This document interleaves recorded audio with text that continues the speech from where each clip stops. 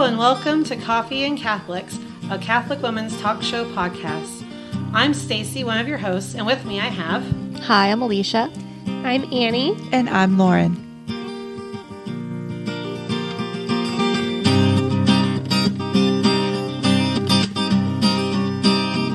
Hello and welcome to Coffee and Catholics.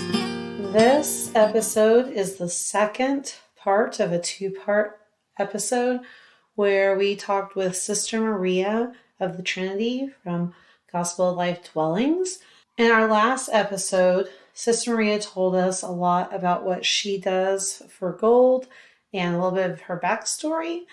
And in this episode, we get a little bit more into what goes into caring for aging relatives. This episode is just a continuation of the conversation. So it just hops right in. There's one recording session. We split it up. So if you haven't listened to the first episode, please feel free to go back and listen to our last episode and then this one.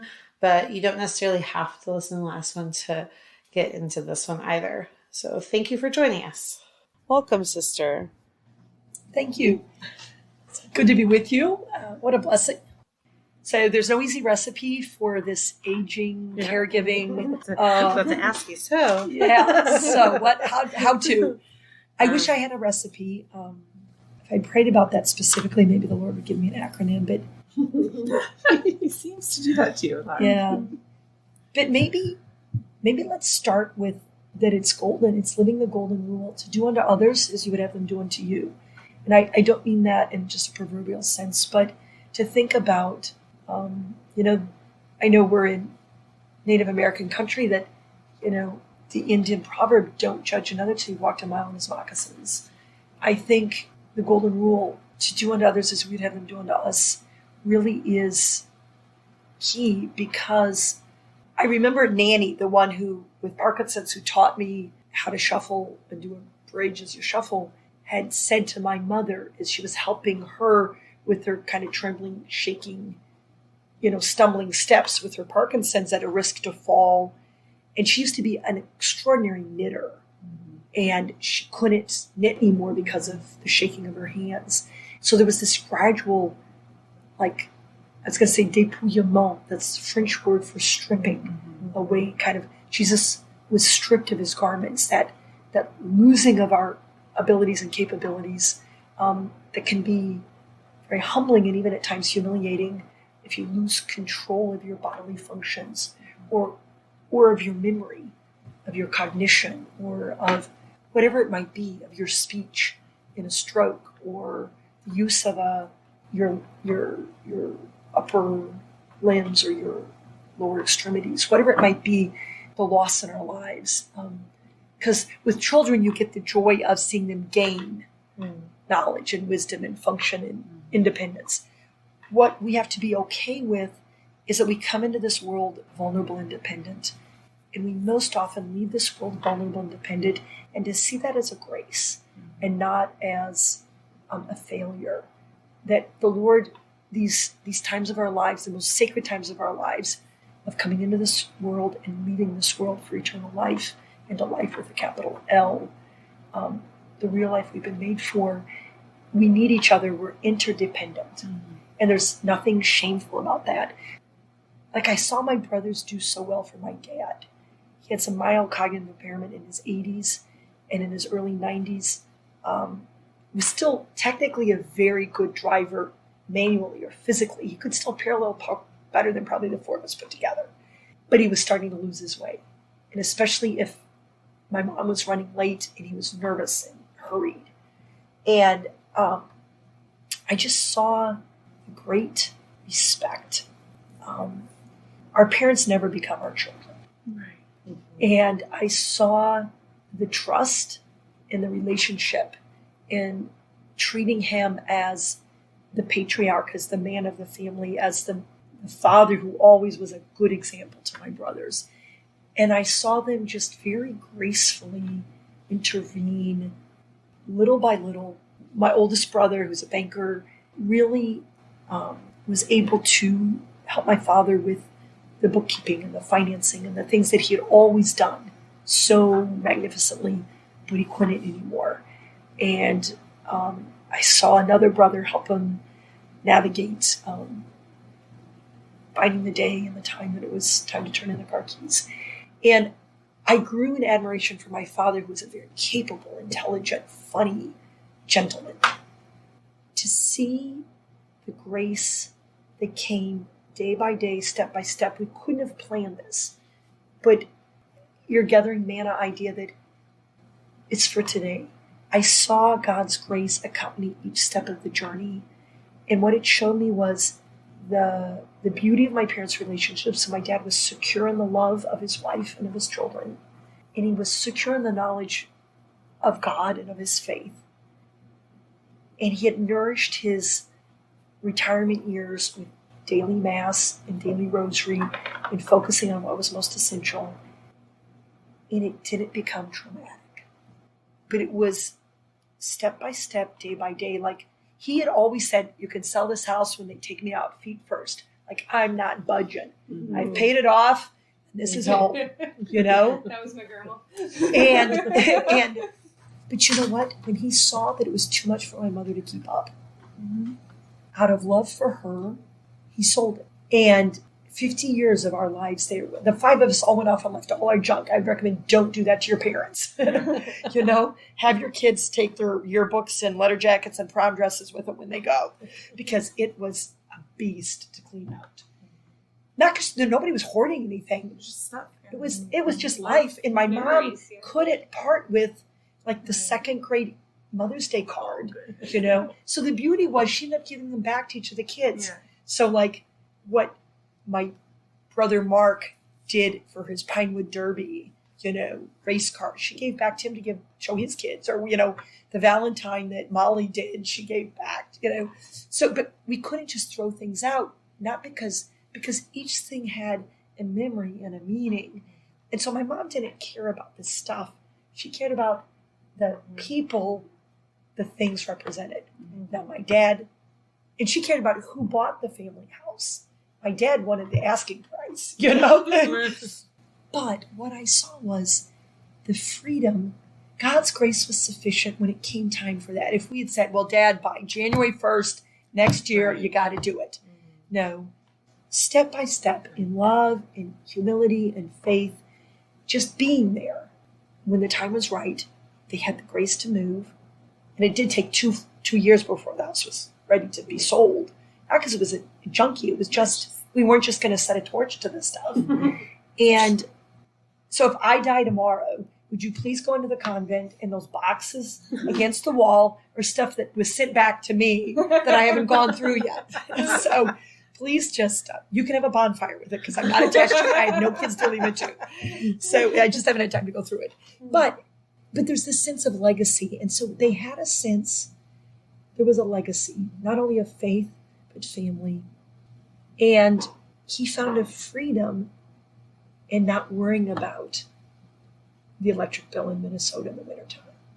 Not worrying about, did he turn out, was the fire, you know, in the fireplace that we had every night, was it not burning in the house when it burned down because he'd forgotten to do something, you know, because he knew. Right. And there was a stress on him. Mm-hmm. And there was a freedom that came with something smaller and simpler, and somebody else worrying about paying it.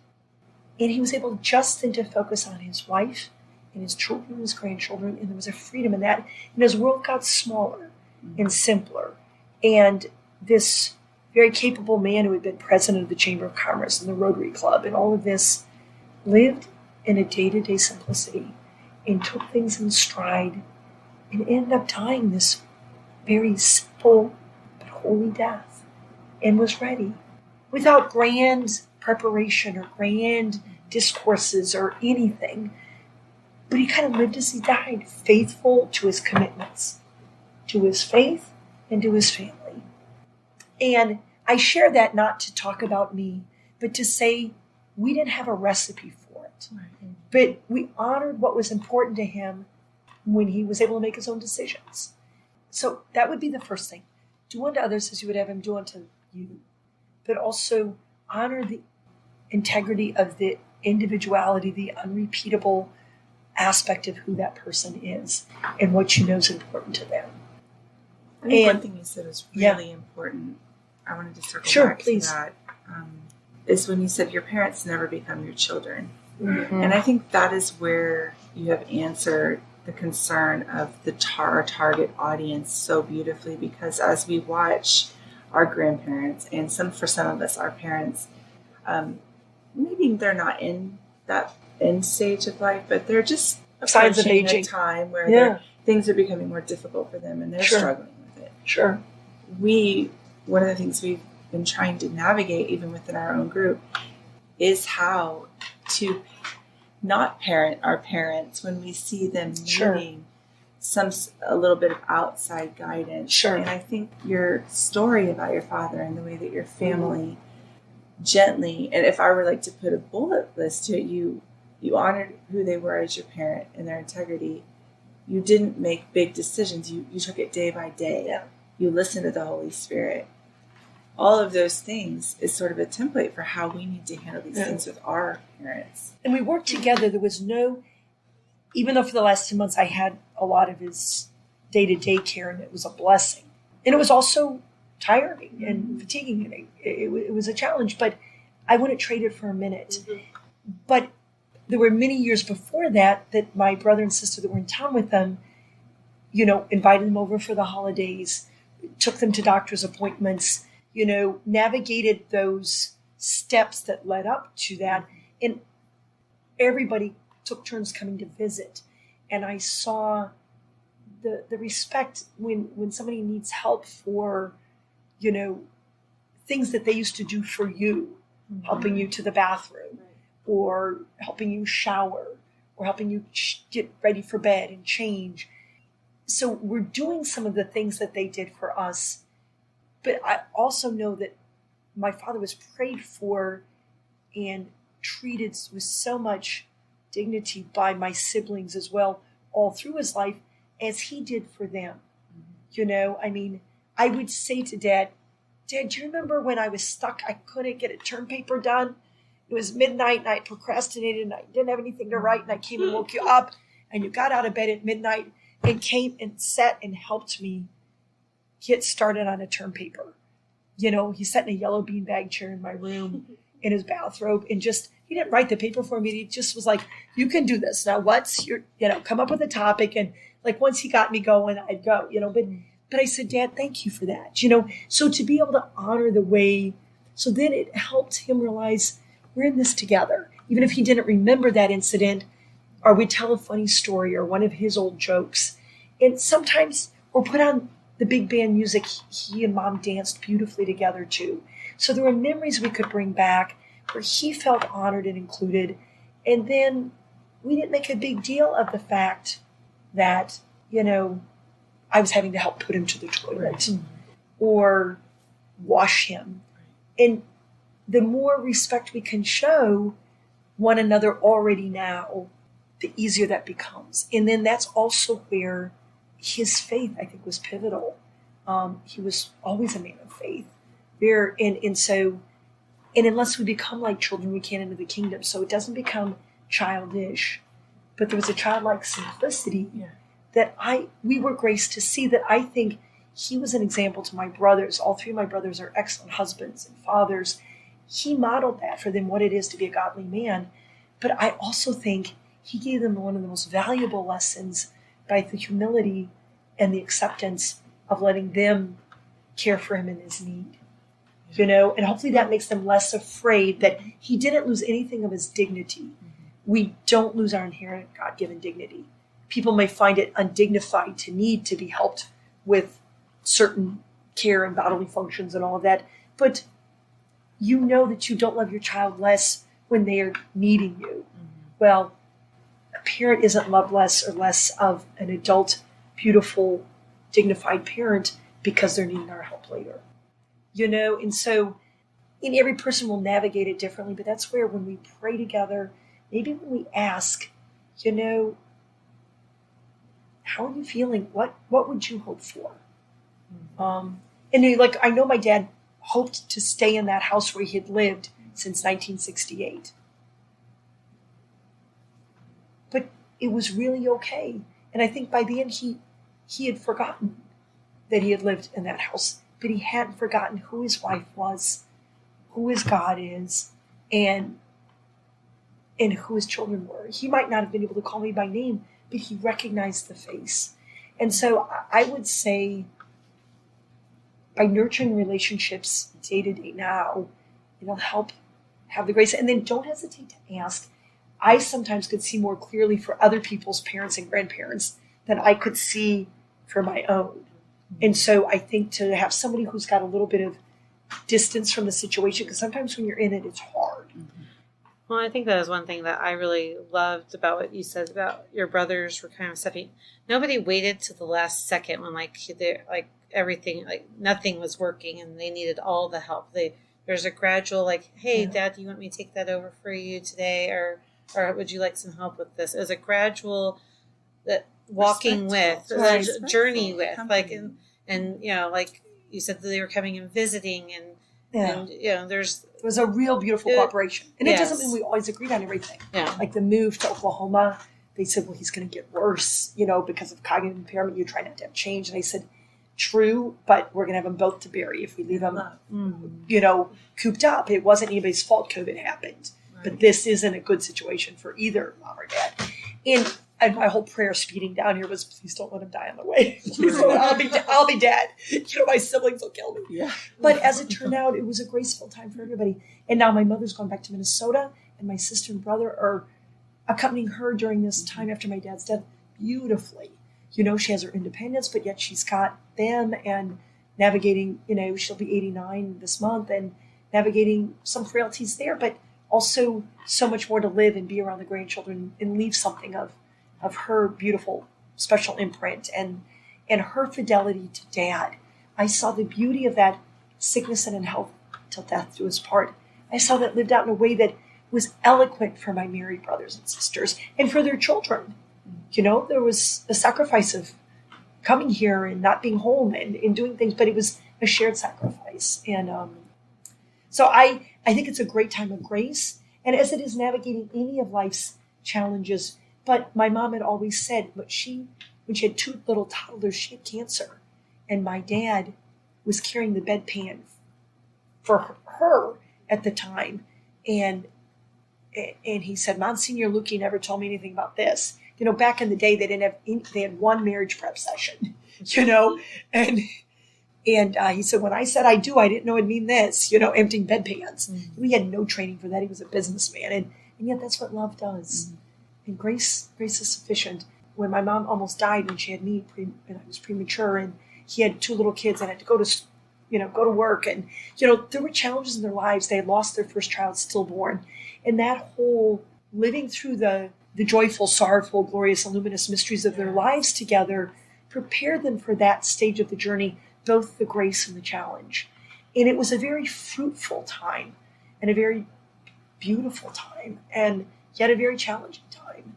And so the legacy was there, and it really didn't matter at that point geographically, I don't think, to him anymore where he was. It mattered who he was with. And so that's important. So I would say do unto others, personalize our interventions or our care or our help to that person. So my dad died with having received, he had shared Holy Communion with my mother, and she was at his bedside doing the time of Thanksgiving and holding his hand. He just received Holy Communion. I think, and I was in serving dinner to the other people we take care of, and I hate it. I've been at so many people's bedsides, and I wasn't at my own father's. I was, from here to the kitchen cupboards away. What is that? 40 feet, 50 feet. I was not far, but I wasn't there when he died. And at first I had this pang of, well, I missed it. And I realized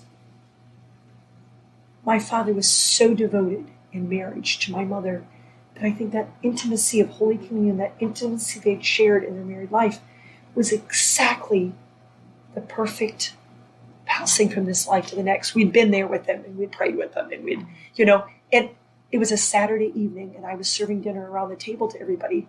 Well, Saturday evening dinners were sacred in our house. We couldn't go out until we had Saturday evening dinner together, and he'd either be cooking steaks on the grill and shooting hoops with us. We had his hi-fi on with records of, Glenn Miller Band or Tommy Dorsey or Bing Crosby or I don't know, Nat King Cole. And so Saturday dinners were like almost immortalized in our home. And sometimes I hated it because I wanted to go out with my friends, as a teenager who thought she knew everything. But what a beautiful time. And I realized I was serving Saturday dinner of something I had learned from my father, how important it was to be together. We could have friends over. Anybody could come over we wanted for Saturday dinner, but we couldn't go anywhere until we had dinner together. And I said, how fitting. He was with my mother.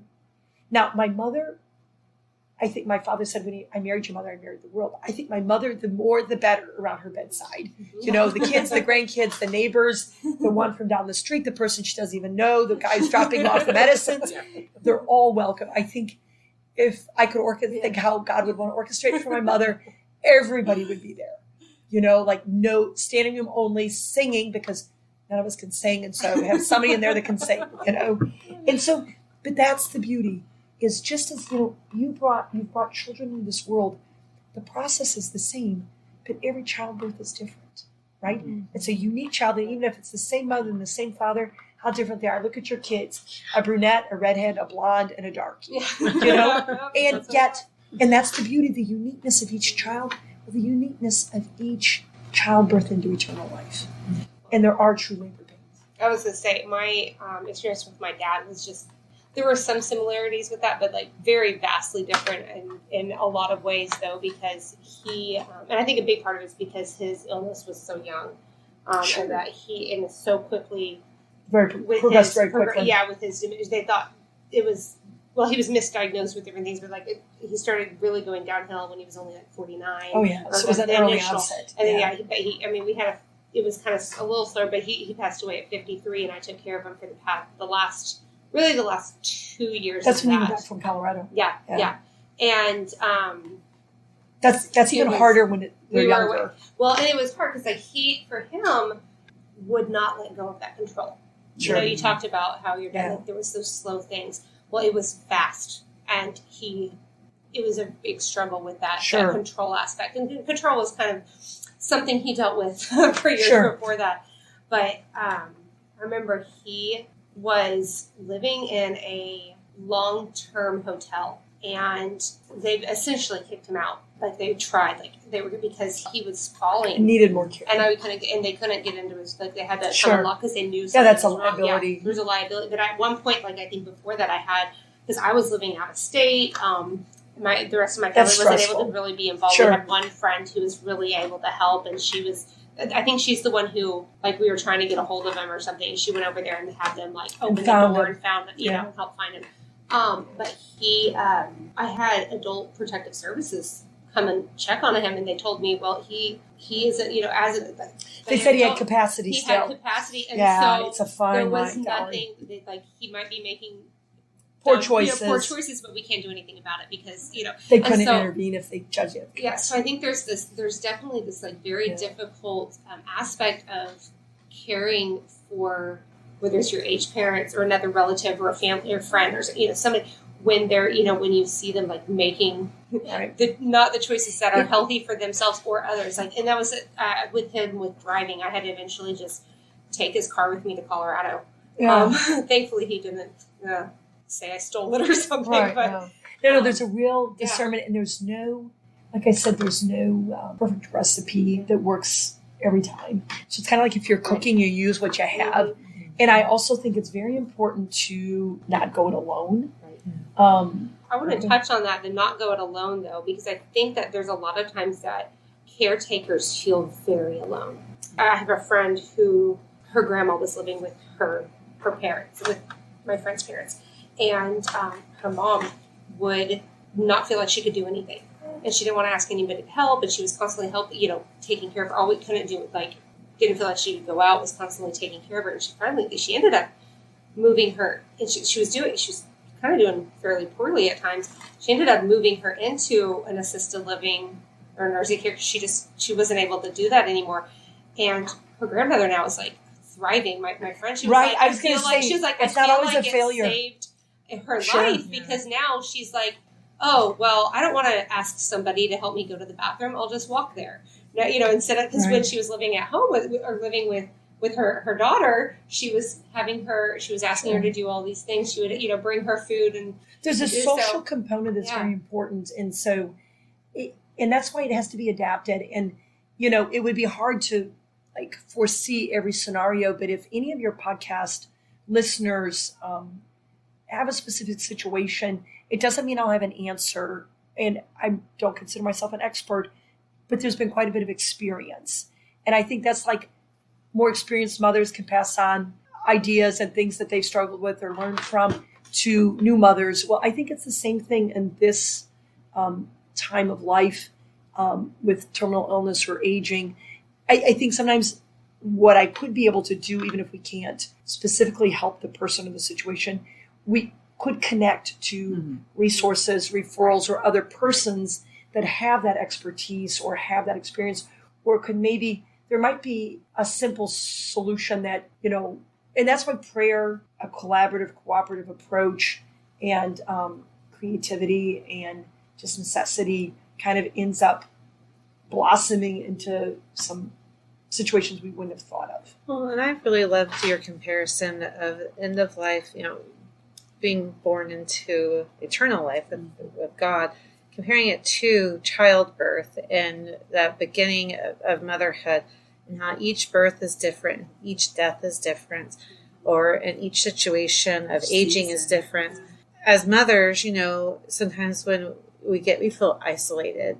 I know that I had a big postpartum depression issue with my second child, and because I felt isolated. So you're talking about not doing, even at the end of life, or those you're dealing with aging of family members or friends, and not doing that alone. How you said earlier that it takes a village, and we hear that a lot when we're talking about raising our children, but also when we are at the end of our life. And I think that's also just a beautiful, pro-life message in general. When we talk about womb to tomb, it is just that it takes a village just through life to get through life, and we to need journey companions together. On the journey, and I think that's a strength we have as women to work in that collaborative effort. And but like I said, I was really impressed with the strength and the humility and the respect of my brothers and my brother-in-law. My goodness, he was such a good caregiver for my father, physically helping me do the care for him when they would come to visit. Extraordinary. He's not even Catholic, but he had been with his father when he died, and he just, out of love and respect, rose to the occasion in a way that was admirable. And so I just think the more we are in this together in this life's journey, at whatever stage of life, the better it is. And I think as good as virtual reality can be for some people, this real reality of being in it together. And maybe that's why God gave me this call within a call for gold, not because of anything of me, but because of a heritage received and experienced, even though I don't live it out well or with the same patience and grace and kindness as I saw my mother and father do as we were growing up. The desire's there, and we have something to tend towards, because that's an answer for our time.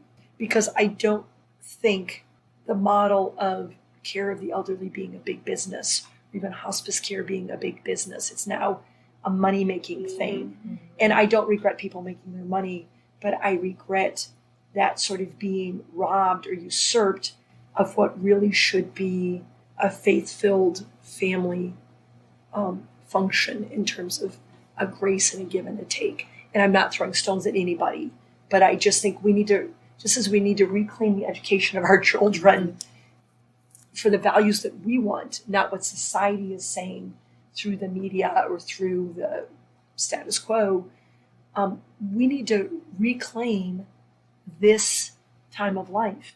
Growing old is not easy.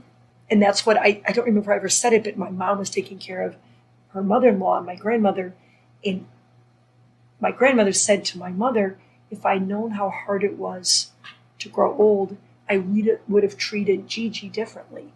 She didn't treat her badly, but she just didn't get it, that it just wasn't just this walk in the park and this picnic, an easy thing to do to grow old. Gigi was my great-grandmother. And my mother told me that. And I realized, none of life is easy, but all of life is beautiful. And we do need to eat each other at each stage. And so I love that you as mothers and wives are coming together as sisters in the Lord to encourage women on the journey. Well, we want to do that for all stages of the journey. And maybe that's where Gold humbly but truly has a role to play in God's design. It's not rocket science, but it's not easy. Sister, if I could ask you to speak just a word of encouragement to a specific situation, which I'm going to describe to you. Okay, I'll try to. And this is just your blessing over these individuals that are in this. You mentioned a lot about you describe yourself as a midwife of souls. That's part of your vocation.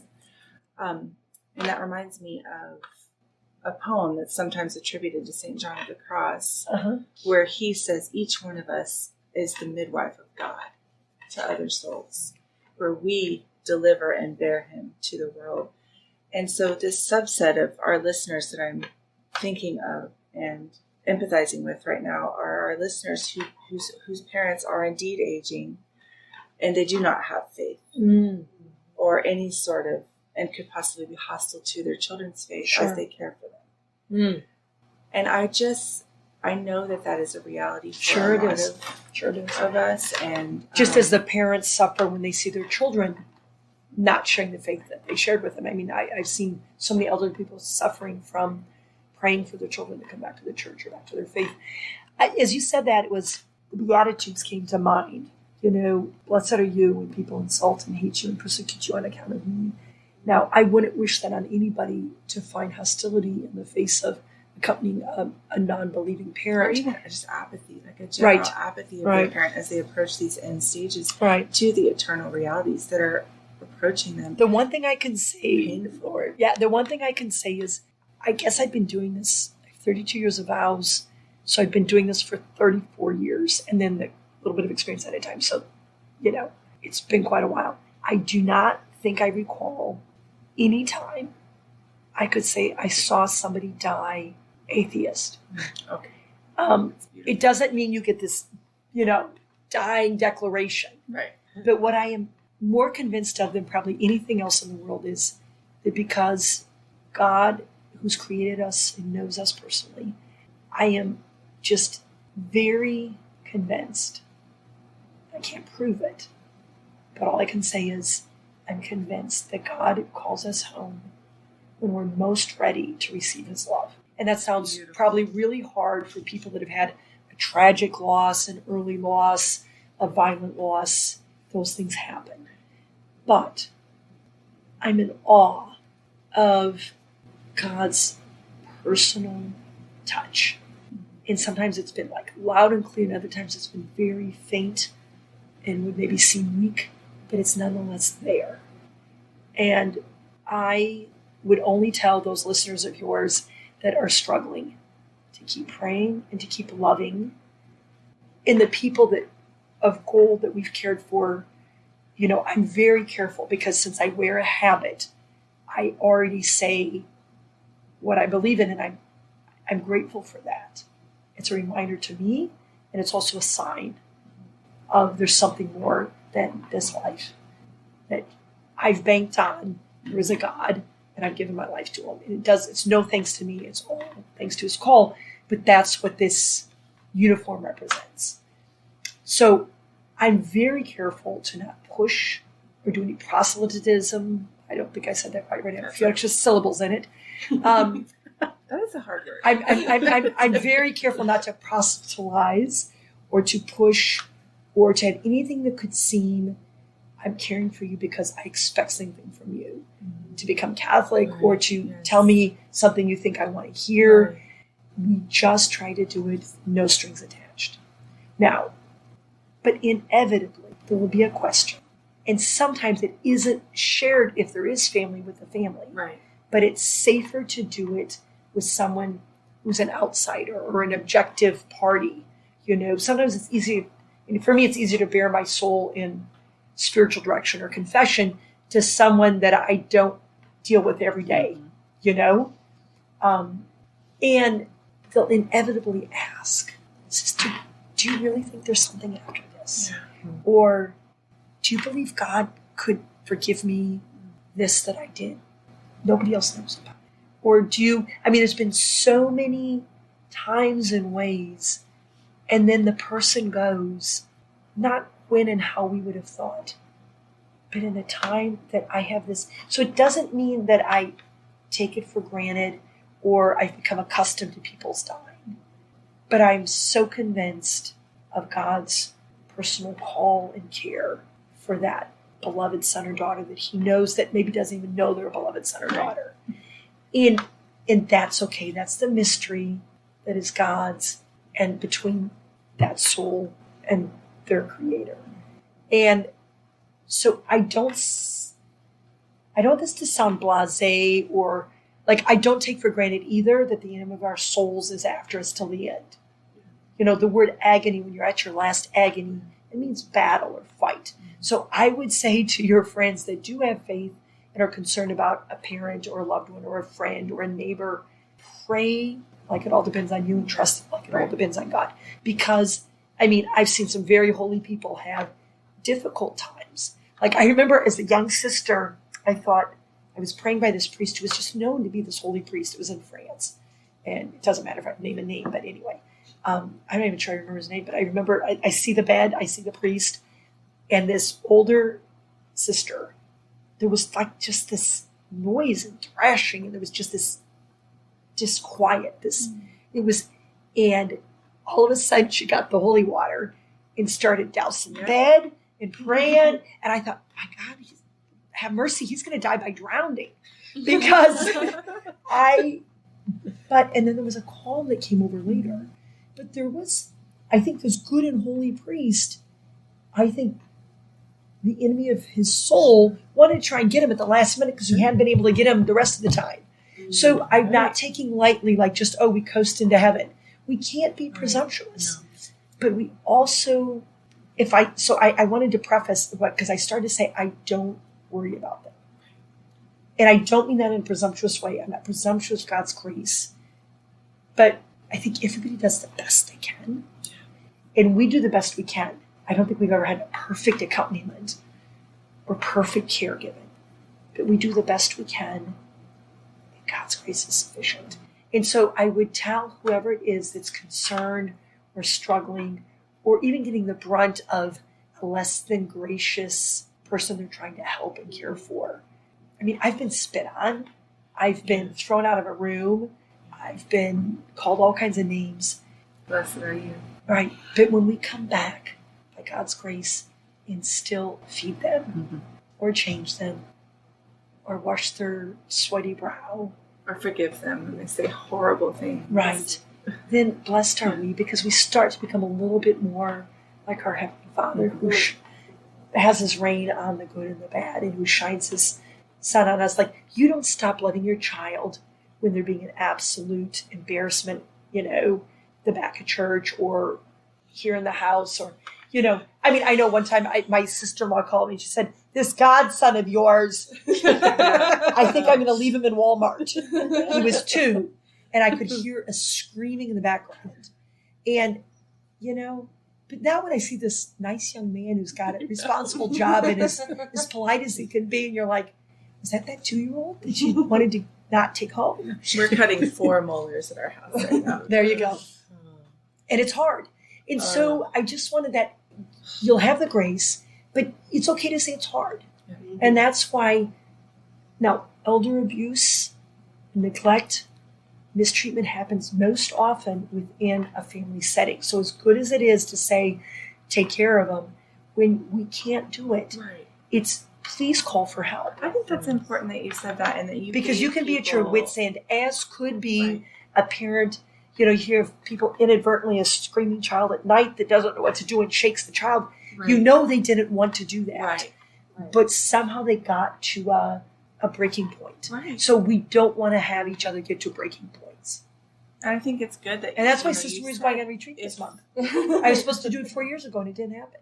So really good. I'm going on a trip. And to be present to your parent, you need them to be in the care of someone else. I think it's important. Or even that's something and you work it out. Yeah. Maybe you could work out a deal where somebody comes in one day a week or 2 nights a week, or they go out to a day place. Maybe they come over to Gold for a whole day once a week, and they end up having a ball, and you get a day off.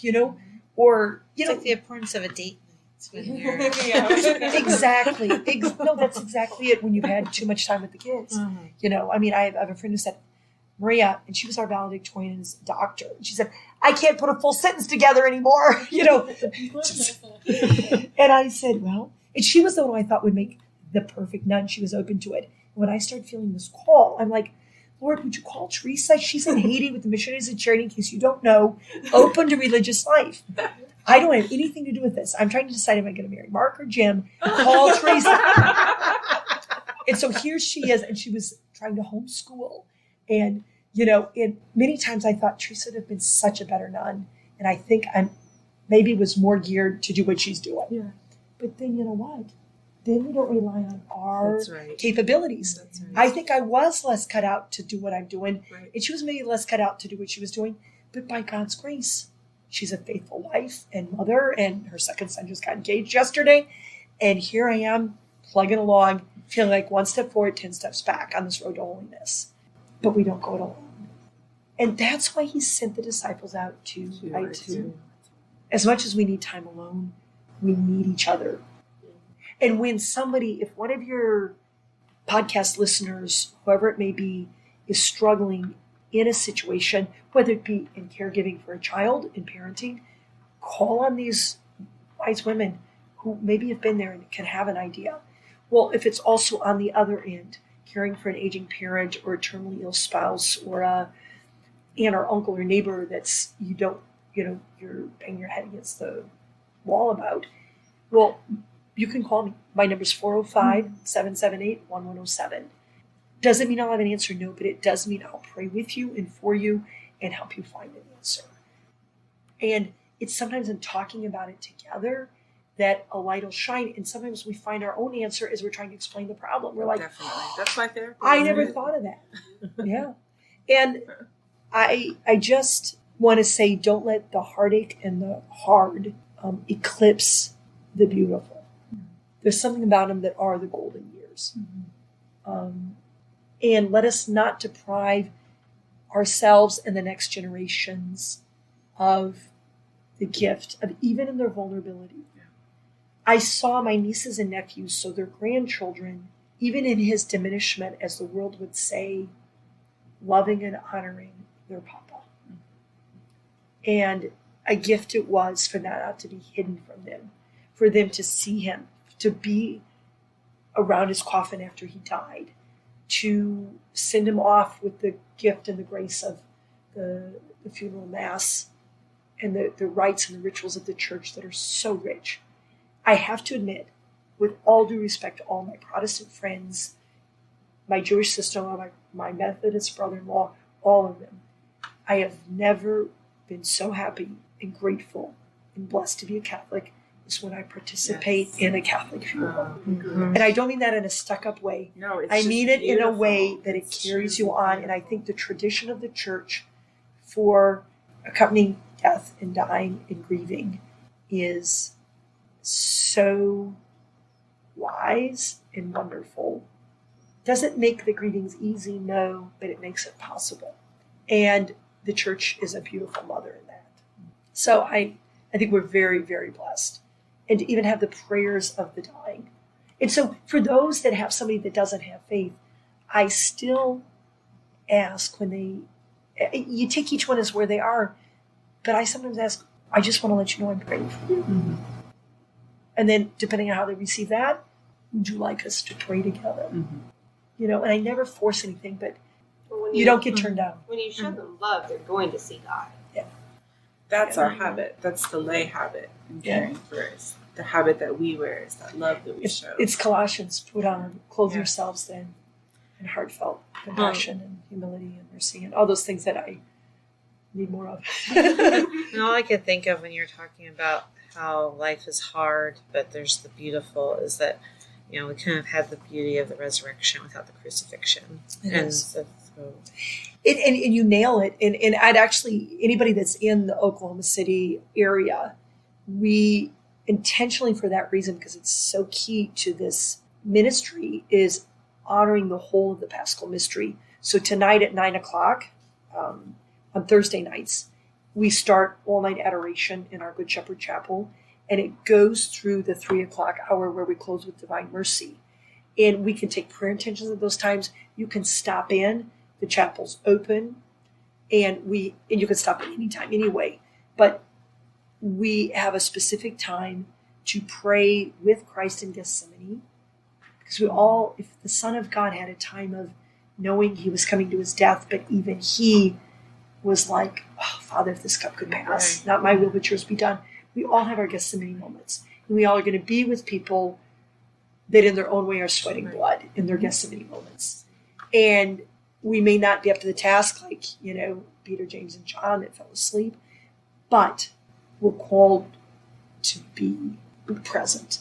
And it really is in the pod, that was the first word that came to me, was presence in prayer, knowing there's a plan and a purpose. And so we live that Gethsemane time and then close with Divine Mercy, which Christ asked to be prayed for all those who are sick, suffering, and at their agony, and who are at the time of death.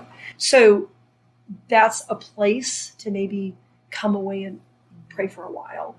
So I offer that. We had been doing it at our home in South Oklahoma City and just transferred it to the Good Shepherd Chapel and more. But the Paschal Mystery, we live that time of Holy Thursday, those times of communion, of agape, love, and fellowship. We live those times of agony in the garden. We live those times of carrying of the cross, being Veronica, being Simon, being Mary, being the women of Jerusalem. And then we live that time of Jesus's, the time of the 7 last words, the time of the actual passion on the cross. And then we live that time of waiting. And I think Mary's such a great role model and mentor for us, as she is at all stages of our life as women.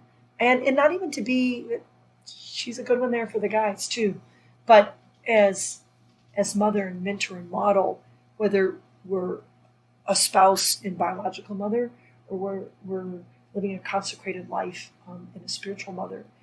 And so standing at the foot of the cross, she'll be there with us. We're called to be John, the disciple, the one whom Jesus loves, with and for others, just being present.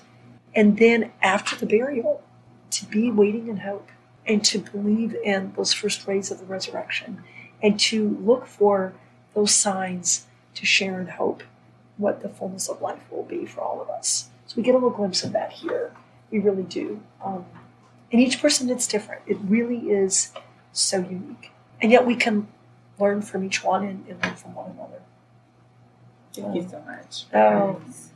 Well, thank you for who you are and what you do. And thank you for praying. Not only you here present for the podcast, but those that are listening, thank you for praying for the Gospel of Life disciples in dwellings. Please keep us in your prayers. And we live on volunteer help and on donations. And just any way that we can be of help to you, we would want to be. It's a very humble, small grassroots ministry, but hopefully one heart, one life at a time. It can bring God glory and help us all live our mission respecting and promoting life from womb to tomb.